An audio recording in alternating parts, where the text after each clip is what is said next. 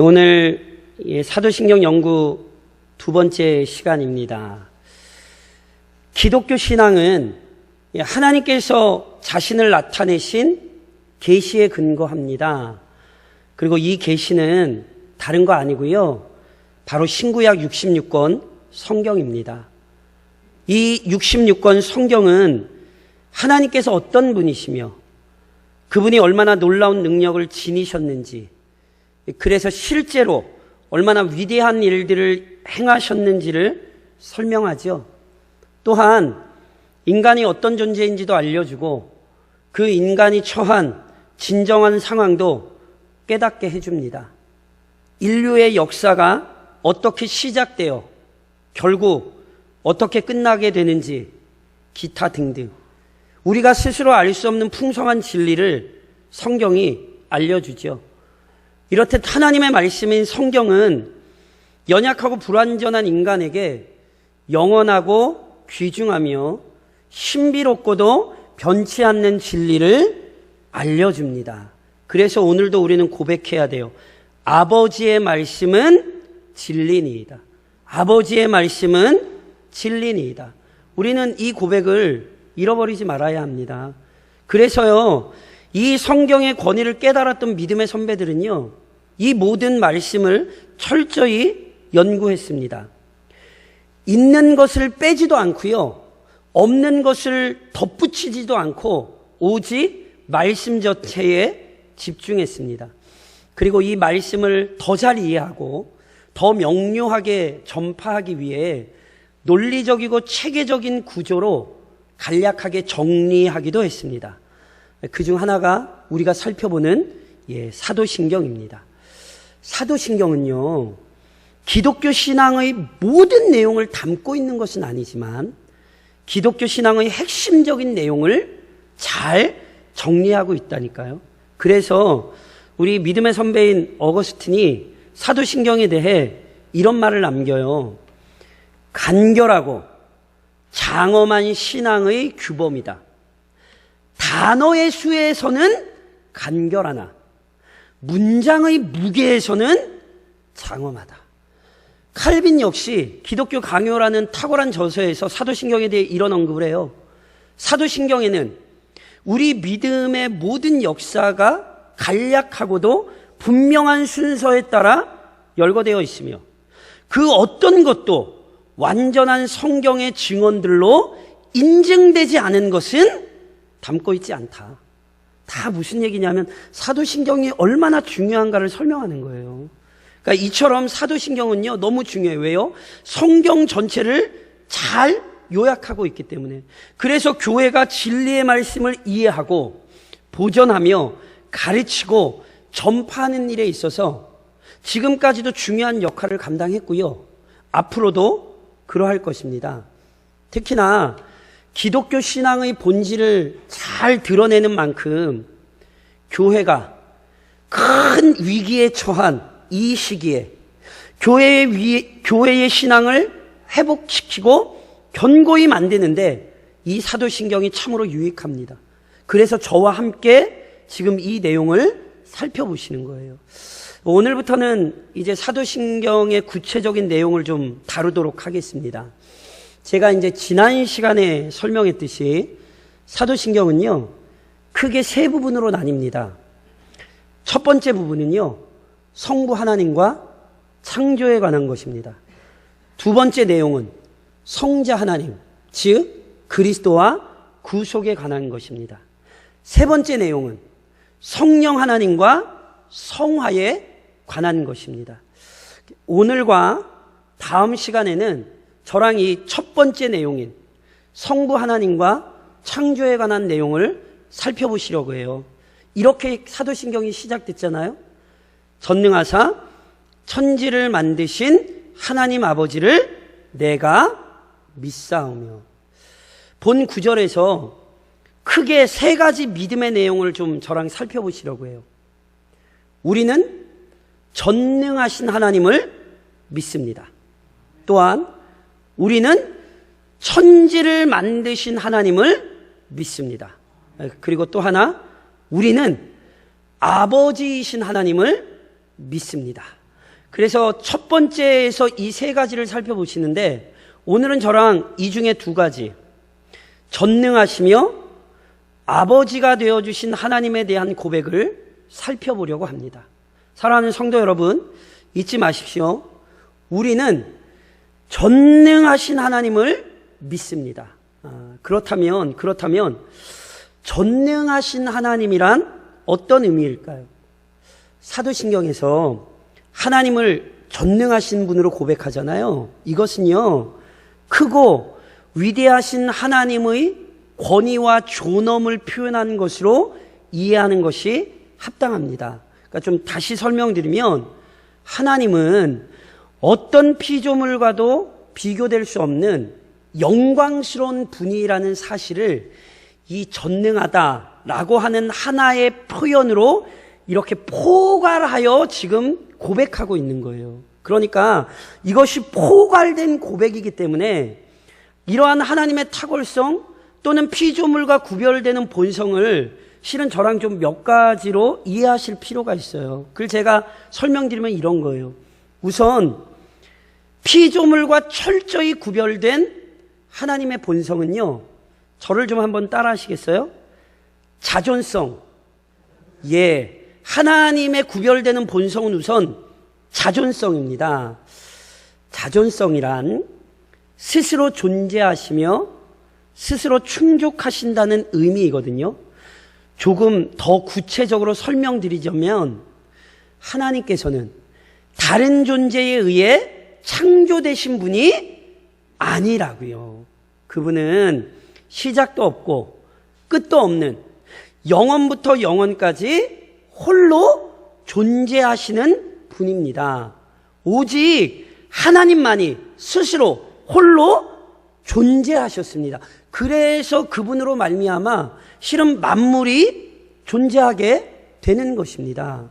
그런데 이처럼 스스로 존재한다, 또는 홀로 존재한다, 또는 영원부터 영원까지 존재하신다는 사실은요, 어떤 부족함도 없기에 다른 피조물의 도움을 받을 필요도 없다는 의미이기도 합니다. 보세요. 만일 다른 존재로부터 반드시 도움을 받아야 한다면 절대로 홀로 또는 스스로 존재할 수 없지요. 그러니까 홀로 존재할 수 있다는 얘기는요, 다른 피조물의 도움 같은 거 필요 없다는 얘기예요. 그래서 이처럼 스스로 존재하시되 어떤 부족함도 없고 작은 도움도 필요 없는 분이기에 오직 자기의 위대한 권위와 능력만으로 실은 만물을 창조하실 수도 있었던 것입니다. 그리고 또한 만물에 계속해서 긍휼을 베풀어 주셔서 만물이 그분 때문에 유지되게도 하시는 거예요. 그래서 사도 바울 선생님이요, 사도행전 17장에 그 하나님을 이렇게 가르치잖아요. 그 하나님은, 우리의 하나님은 또 무엇이 부족한 것처럼 사람의 손으로 섬김을 받으시는 것이 아니니, 하나님은 우리의 도움이 필요하신 분이 아니에요. 오히려 이 하나님께서는 만민에게 생명과 호흡과 만물을 친히 주시는 이심이라. 하나님은 홀로 충분히 존재하시는 분이고요, 오히려 그렇기에 그로부터 모든 만물에게 은혜가 미치는 거예요. 지금도 스스로 존재하시되 만물의 은혜를 주시는 하나님께, 그래서 우리는 경배와 찬양을 돌려야 되는 거예요. 이게 자존성이에요. 또한 피조물과 철저히 구별된 하나님의 본성은요, 다시 한번 따라 하시겠어요? 무한성. 예, 무한성. 한정이 없어요. 쉽게 말하면요, 하나님은요, 어떤 것에도 제한받거나 구속받지 않으십니다. 하나님께서는 시간에 제한받지 않으십니다. 그래서 영원하신 분이죠. 하나님께서는 공간에 제한받지 않으십니다. 그래서 무소부지하세요.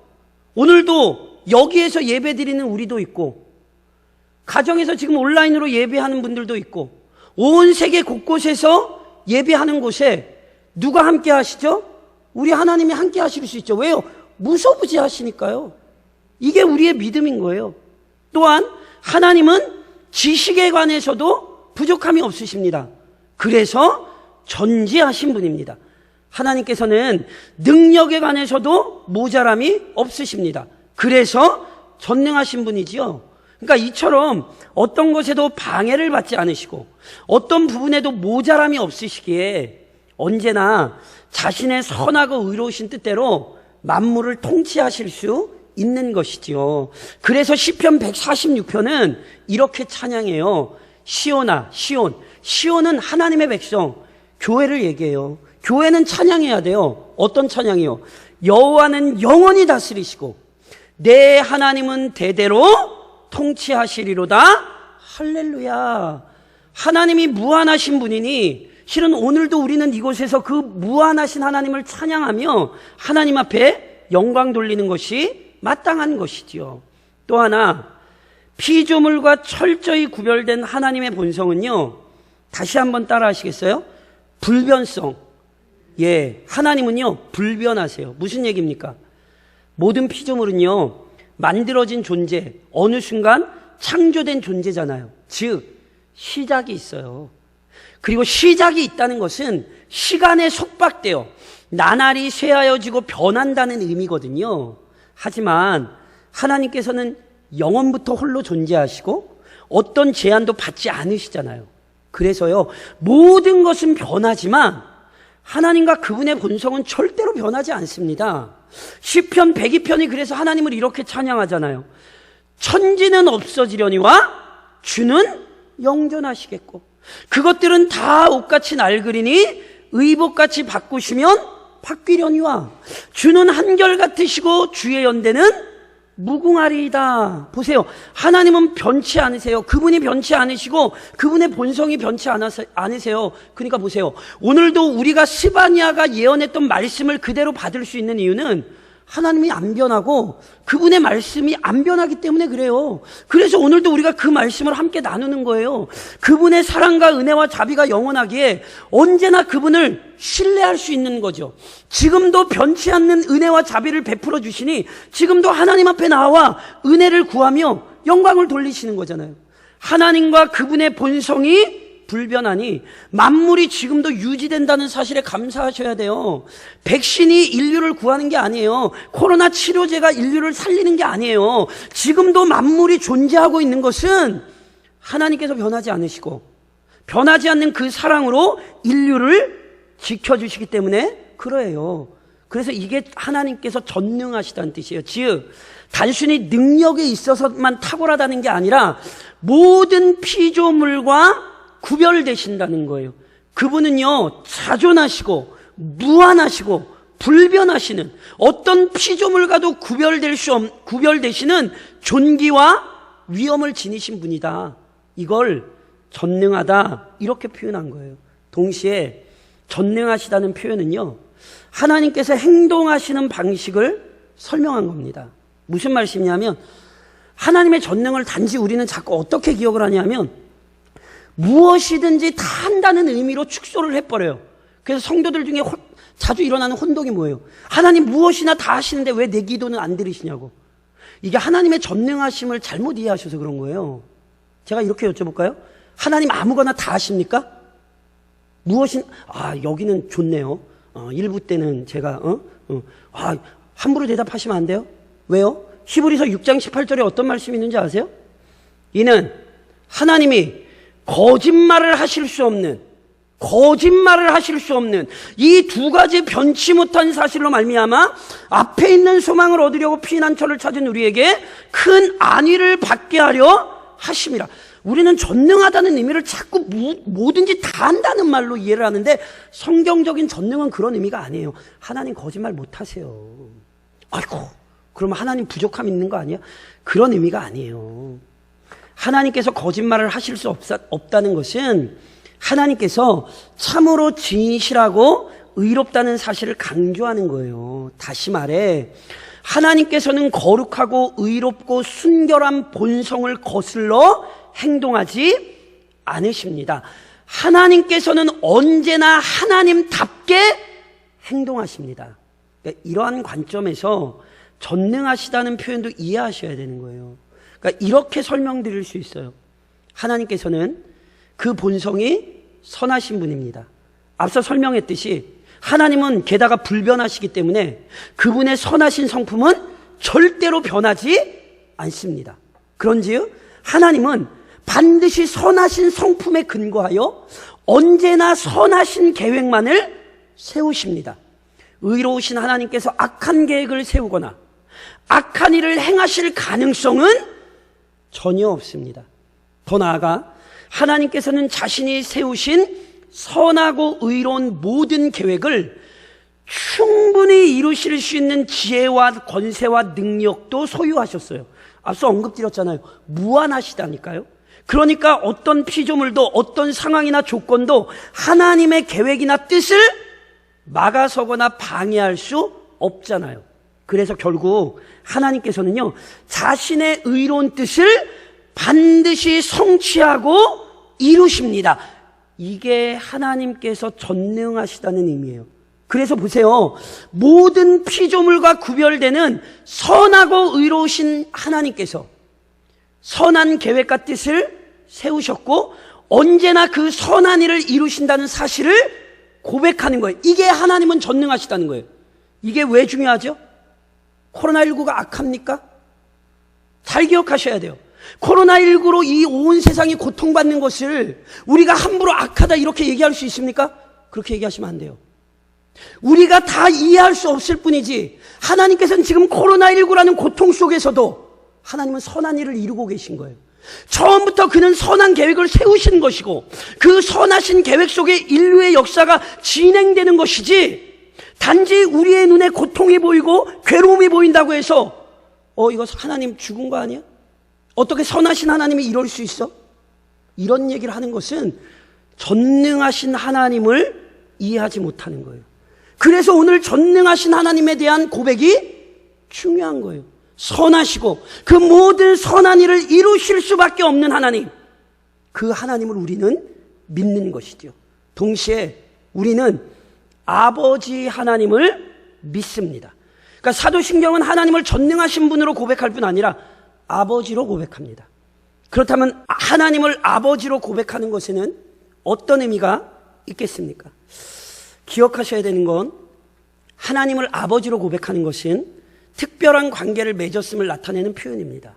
그러니까 이 사실이 하나님과 이스라엘 백성의 관계에서 잘 설명되죠. 하나님께서 애굽 왕 바로의 압제 아래 고통받던 이스라엘을 긍휼히 여기셨잖아요.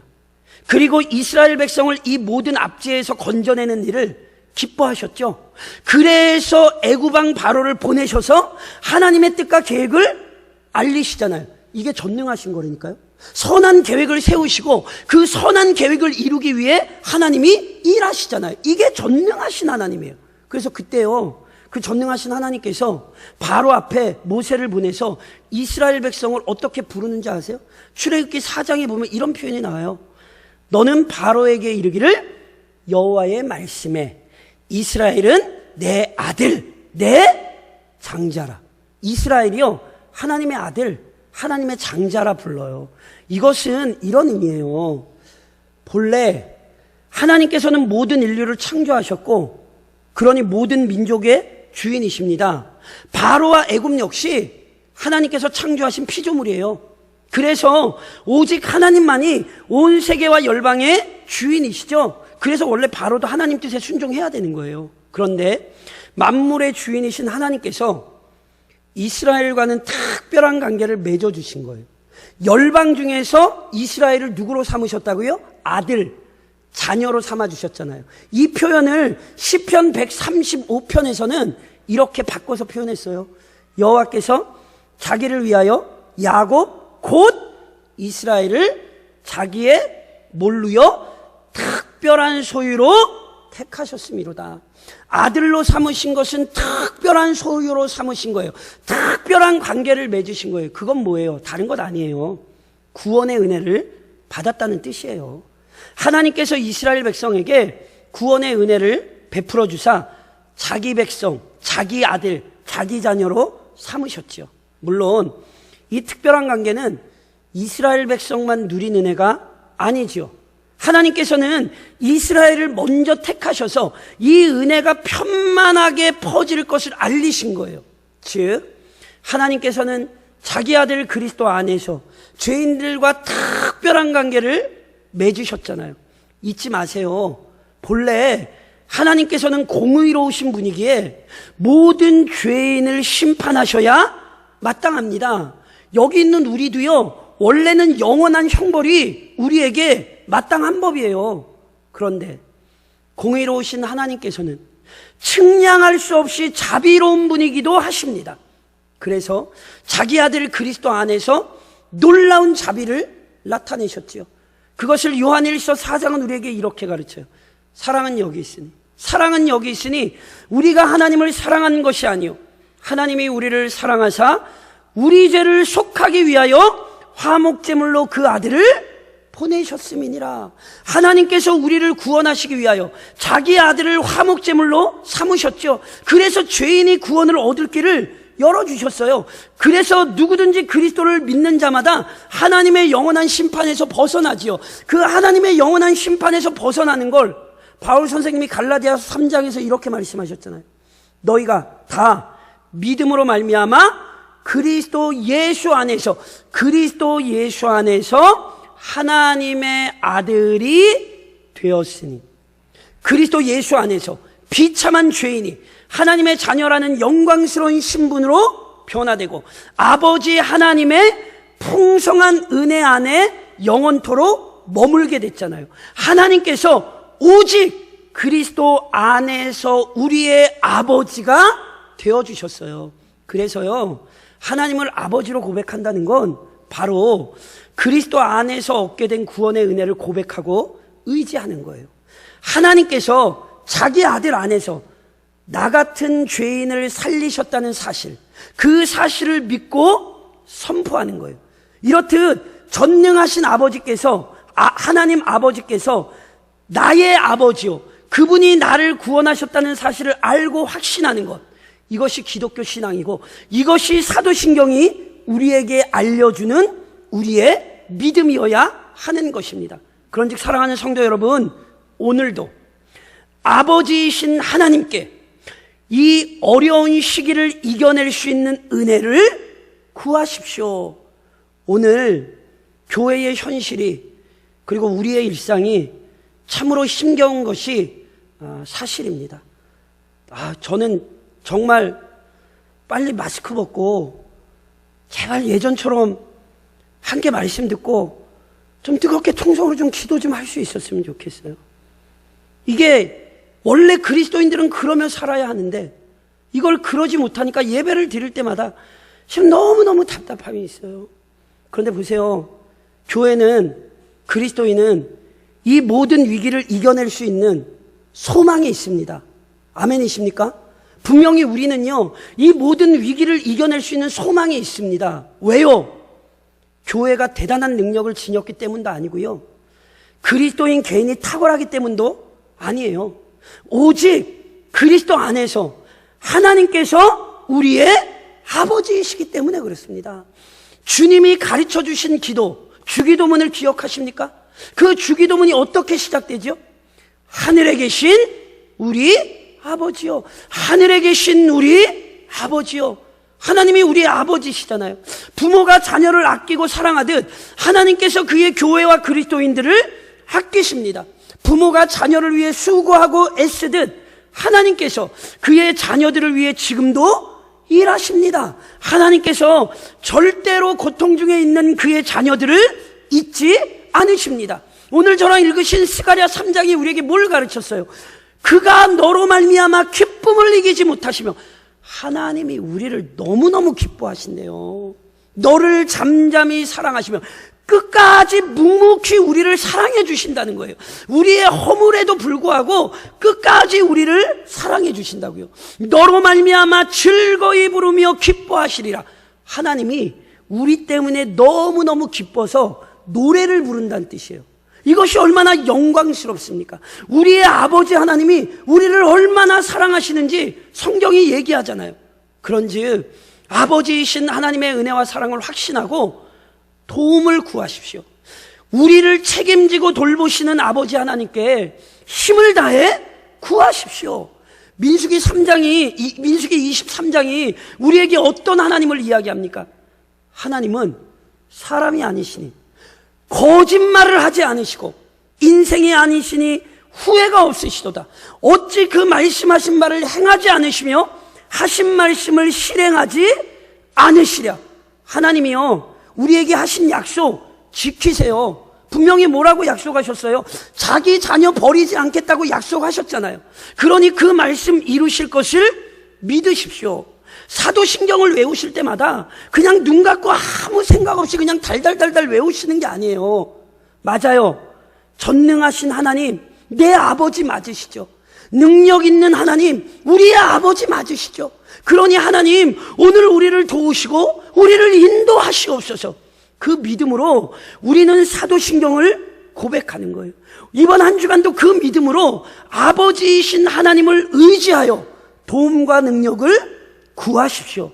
동시에 전능하신 하나님을 신뢰하며 끝까지 인내하십시오. 끝까지 인내하십시오. 다시 한번 말씀드리지만 하나님은 전능하세요. 그리고 이게 전능하다는 뜻이 아무거나 그냥 다 하신다는 뜻 아니라고 제가 말씀드렸어요. 전능하시다는 건 선하신 계획과 뜻을 세우시고 반드시 그 선하신 뜻을 이루신다는 거예요. 이게 왜 중요하다고요? 다시 한번 말씀드리지만 코로나19의 고난 역시 선하신 하나님 뜻 안에서 발생한 일이에요. 이건 어쩌다 일어난 일이 아니에요. 선하신 하나님의 계획 속에서 발생했고 지금까지 이루어져 온 거예요. 그리고 그 선한 계획이 이루어지도록 하나님은 오늘도 이 혼란스러운 세상 속에서 일하고 계시단 말이에요. 어둠이 길어지고 고난이 쉽게 사라지지 않는다고 해서 하나님의 존재를 부정해서는 안 되는 거예요. 험난한 시련이 지속된다고 해서 하나님의 전능하신 능력을 의심해서는 안 됩니다. 이사야 50장이 우리에게 이렇게 가르쳐요. 너희 중에 여호와를 경외하며 그의 종의 목소리를 청종하는 자가 누구냐? 도대체 믿음 있는 사람이 누구냐? 묻는 거예요. 도대체 누가 믿음이 있는 사람입니까? 흑암 중에 행하여 빛이 없는 자라도 여호와의 이름을 의뢰하며 자기 하나님께 의지할지어다. 참으로 하나님을 경외하는 사람들은요, 흑암 중에서도 하나님을 의뢰하는 거예요. 다시 말씀드리면 진정한 믿음을 지니고 있는지는 지금의 고난을 대하는 태도에서 확인돼요. 진정한 믿음은 고난 중에 오히려 하나님을 더욱 간절히 찾습니다. 제가 여쭤볼게요. 그래서 지금 하나님을 찾으시냐고요? 간절히 전능하신 하나님을 의지하며 기다리고 계시냐고요? 잊지 마세요. 전능하신 하나님을 간절히 찾을 때 알게 되는 게 있어요. 그게 오늘 스바냐서의 말씀이에요. 너의 하나님 여호와가 너의 가운데 계시니 그는 구원을 베푸실 전능자시라. 잊지 마세요. 하나님의 능력이 없어서 연단하시는 게 아니에요. 선하신 뜻을 이루시려 지금도 연단하시는 거예요. 그분이 우리를 떠나 계시기 때문에 우리가 보호를 못 받는 게 아니에요. 오히려 이 환난 속에서 하나님께서 우리를 연단하시며 우리를 더 견고한 믿음의 자리로 세우고 계시는 것이죠. 그리고 이 연단의 결과 역시 우리는 알아요. 야고보서 1장이 우리에게 뭐라고 가르칩니까? 시험을 참는 자가 복이 있나니. 가슴에 깊이 새기셔야 돼요. 시험을 참는 자가 복이 있나니 이는 시련을 견디어낸 자가 주께서 자기를 사랑하는 자들에게 약속하신 생명의 면류관을 얻을 것이기 때문이라. 오늘 이 시험을 참는 자가 복된 자라고요.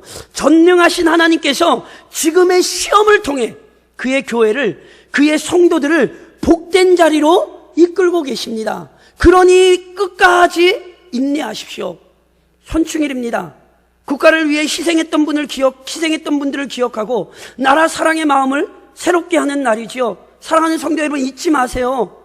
이 나라와 이 민족은 하나님의 은혜로 지금까지 이 나라와 민족을 지켜왔습니다. 일제치하, 6.25 전쟁 아시잖아요. 얼마나 많은 순교의 피를 흘렸는지 아세요? 이 땅은 순교의 피가 흐르는 땅이에요. 하나님이 어찌 그 순교의 피를 가벼이 여기시겠어요? 어찌 하나님께서 이 백성 중에 그의 전능하신 능력을 이루시지 않겠냔 말이에요. 그러니 이번 한 주간도 이 전능하신 아버지 하나님을 신뢰하며 그분께 은혜를 구하십시오. 이 코로나19의 어려움 속에서 오히려 교회가 온전해지고 이 나라와 이 민족이 바른 길을 찾을 수 있도록 피를 흘리며 하나님 앞에 인생을 헌신했던 우리 믿음의 선배들의 삶을 우리가 걷기를 소망하며 이번 주간도 이 사도신경의 믿음으로 승리하는 한 주간이 되시기를 이 믿음의 고백을 주신 우리 주님의 이름으로 간절히 권면드립니다.